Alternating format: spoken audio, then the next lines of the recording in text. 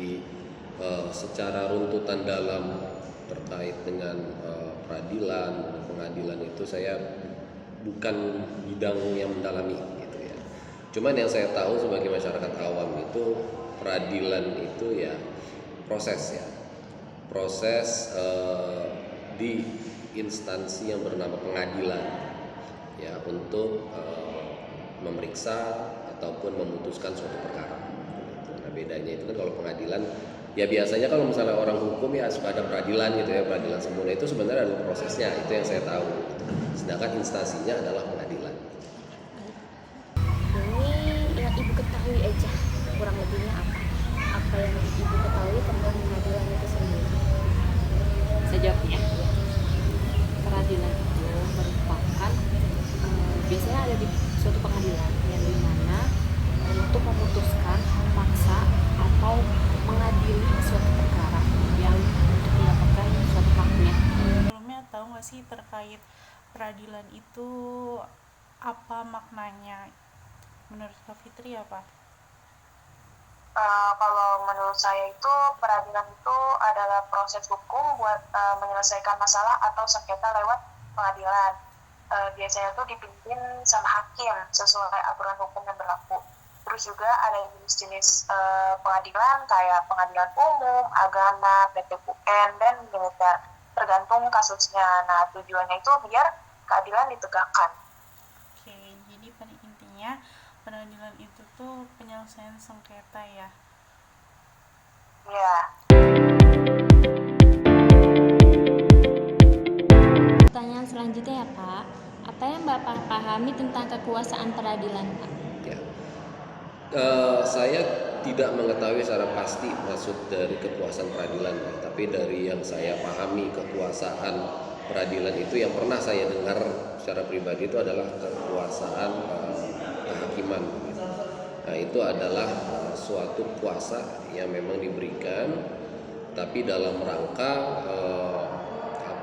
memberikan hukum yang seadil-adilnya, ya, yang sama sesuai dengan ideologi kita ya, Pancasila dan undang-undang yang berlaku. Pertanyaan kedua mengenai peradilan juga, tapi depannya ada kekuasaan sih. Jadi apa yang ibu ketahui tentang kekuasaan peradilan? Kalau kekuasaan sendiri itu artinya kan hak untuk bertindak ya, yang sesuai dengan kewenangan. Nah kalau untuk kekuasaan peradilan ini bertugas untuk mengadili suatu aturan yang berlaku yang sesuai dengan tentang hukum, sesuai dengan hukum dan dengan seadil-adilnya. Lanjut pertanyaan kedua yaitu terkait apa yang kakak ketahui tentang kekuasaan peradilan. Menurut saya kekuasaan peradilan itu adalah wewenang lembaga peradilan buat mengadili dan menegakkan hukum dan keadilan. Nah di Indonesia sendiri kekuasaan ini merdeka, nggak bisa diintervensi pihak lain dan dipegang sama Mahkamah Agung dan Mahkamah Konstitusi. Nah MA ini ngurus semua pengadilan di bawahnya, sementara MK fokus soal konstitusi kayak uji undang-undang. Oke, jadi pada intinya kalau sengketa yang berbau umum, permasalahan umum itu akan dibawa kepada Mahkamah Agung. Kalau terkait permasalahan konstitusi kayak undang-undang itu dibawanya atau diselesaikannya oleh Mahkamah Konstitusi.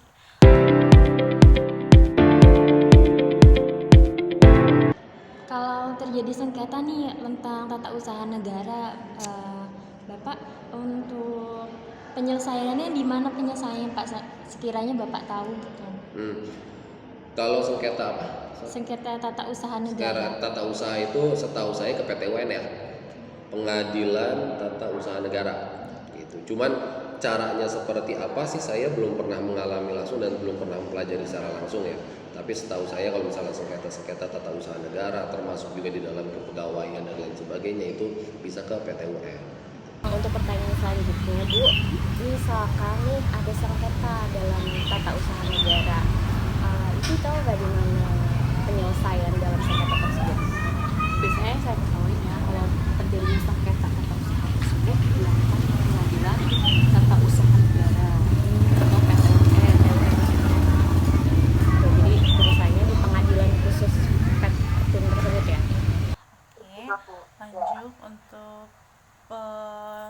pertanyaan nomor 3, menurut kakak kalau seumpama ada sengketa itu biasanya dibawanya kemana sih? Tuh, di mana diselesaikannya? Kalau ada sengketa tata usaha negara, penyelesaiannya itu dilakukan di Pengadilan Tata Usaha Negara tentunya. Nah, PT UN ini menangani kasus yang muncul karena keputusan pejabat atau badan administrasi negara yang dianggap merugikan seseorang atau badan hukum.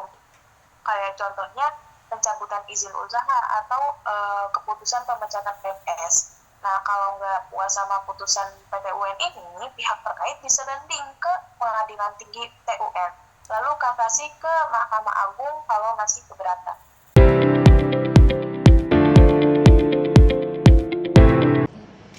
Apa Bapak sebelumnya sudah mengetahui tentang PT UN tersebut, Pak? Jujur saya belum mengetahui secara pasti, belum mengetahui juga secara dalam, dan belum pernah berhubungan secara langsung ya, karena saya juga belum pernah bersengketa dengan siapapun gitu ya.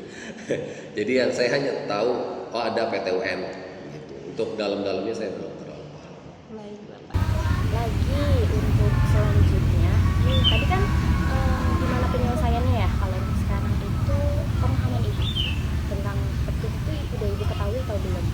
Kalau petum sendiri ini pengadilan khusus yang menangani perkara antara warga negara atau badan negara ya, badan hukum dengan pemerintahan kayak pejabat negara setempat gitu.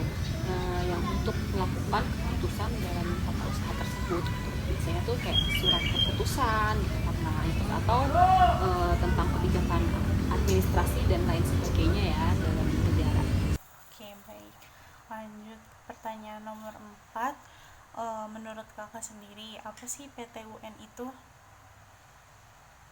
Kalau menurut saya, PT UN itu adalah pengadilan buat penyelesaian sengketa antara warga atau badan hukum dengan pejabat pemerintahan terkait keputusan administrasi negara.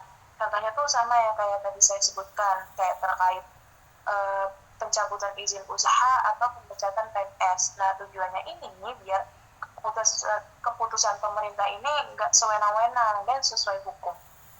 Oke, baik.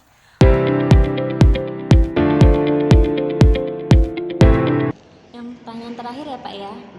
Apa peradilan di Indonesia sudah adil dalam melaksanakan peradilan menurut Bapak? Ya ini kan sebenarnya kalau kita bicarakan hukum di Indonesia itu kan ngeri-ngeri sedap ya.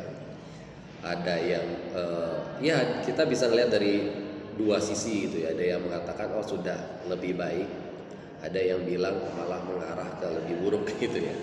Tapi apapun itu saya masih yakin sampai sekarang hukum Indonesia ini di tangan orang-orang yang memang berjuang untuk the real hukum ya, orang-orang yang memang berjuang untuk penegakan hukum, keadilan, itu sudah mengarah ke yang lebih baik gitu.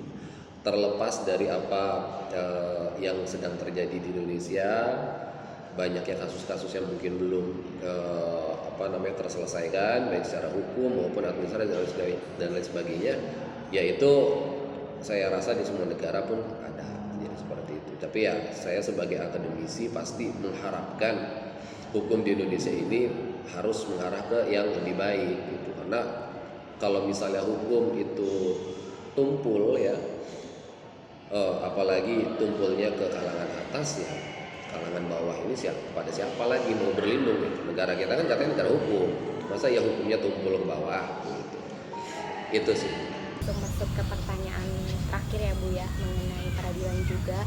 Jadi di sini Ibu, menurut Ibu Bidan sendiri, sudah adil belum sih peradilan di Indonesia saat ini?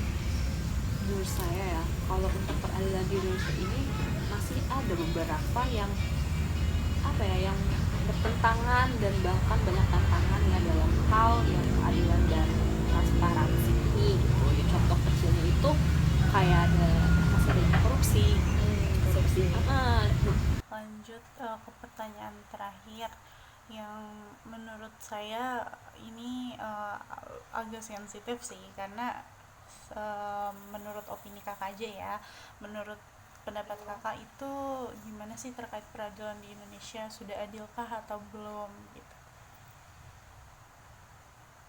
Untuk peradilan di Indonesia kalau menurut saya ya belum sepenuhnya adil, kayak meski prinsipnya mengutamakan keadilan, tapi masih kayak banyak masalah kayak korupsi, tekanan politik, atau ketidaksetaraan akses hukum bagi rakyat kecil. Nah, tapi upaya ini pun perbaikannya tuh terus dilakukan lewat reformasi hukum, pengawasan lembaga peradilan, dan keterbukaan informasi. Jadi sejauh ini masih proses menuju peradilan yang benar-benar adil menurut saya.